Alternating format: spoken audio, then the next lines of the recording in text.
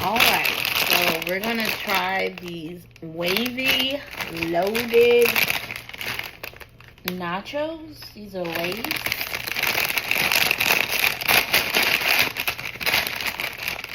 We found these at Dollar Tree? No. Dollar General. Dollar General actually had a lot of new snacks. So, let me get into it.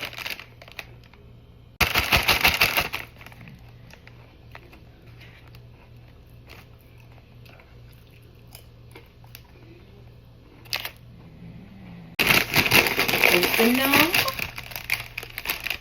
Sniff test. That's what the inside looks like. And these are wavy loaded nachos.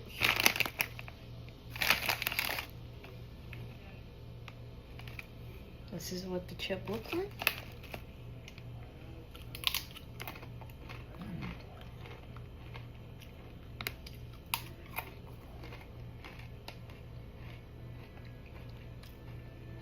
It definitely smells like queso.